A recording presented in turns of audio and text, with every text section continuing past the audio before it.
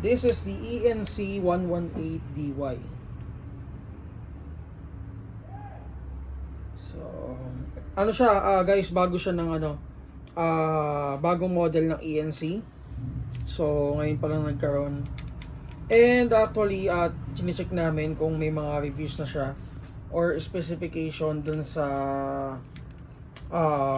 ano natin sa site, pero wala pang available na specification for this unit. Pero yun, papakita ko sa inyo and i-test muna natin to check kung ilang FPS sila out of the box. Okay, so this is the A7G95 416. Haba, oh. Okay, so hindi naman siya sobrang bigat.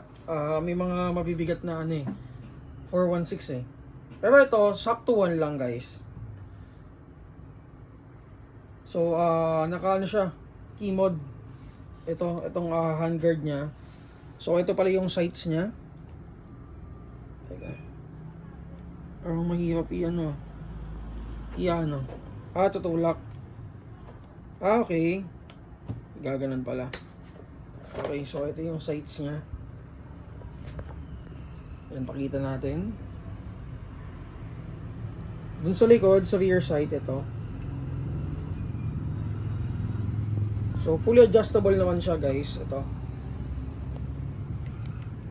May for adjustment, siya. For the chamber, naka Pro-Win type chamber siya, or rotary type chamber. Ito. So, for the internal parts, all the same naman for ENC. Reinforced internal parts can withstand up to 150 spring SP150. Pero syempre pag SP150 na medyo all this stress na yung parts. Okay, so mas mabilis na yung wear and tear. Siguro safety is 130, maximum is 150. Okay, so hindi siya QD, hindi siya quick detach. Naka-ambi magazine release siya. Ito. And ito. So, bolt catch, ambi din. Ito, bolt release. Ito. Sa kabila, ito. So, charging handle niya, ito guys. So, selector is ambi din. Ito. Okay, full auto, semi, and safe. So, naka BCM grip siya. Quick detach. Metal receiver pala. Metal receiver and metal front assembly. With full markings. Kasama sa box is the 300 rounder flash magazine. Yung tools niya. And wala na, yun lang.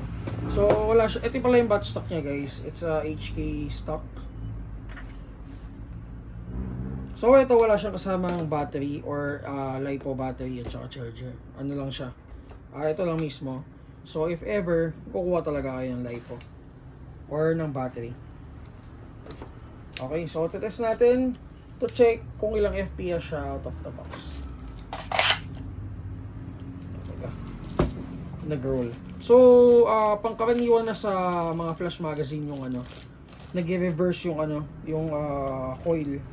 So, pag nag-reverse yung coil, i-ano nyo lang, guys, ikot nyo lang ulit.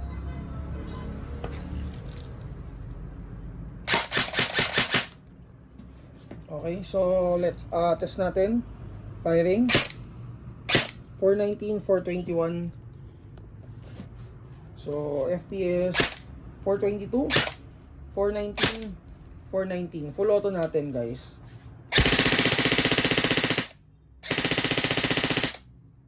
Nasa 425. So, ito yung FPS niya output. Yun ang kagandahan sa flash magazine. Nakalimutan ko sabihin ko. Yun ang kagandahan sa flash magazine. Hindi siya nag-miss speed. Kasi yung bala is tuloy-tuloy lang nag-aakyat doon sa mismong chamber niya. So, hindi siya nag-miss feed.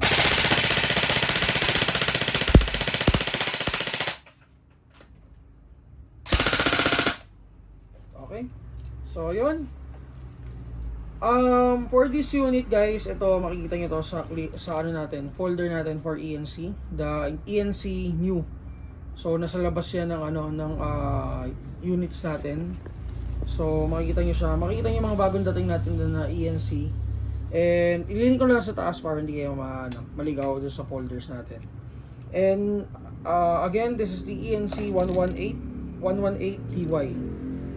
Okay, so for questions guys, PM nyo na lang ako. And open yung store natin today, 10 AM to 6 PM. Thank you.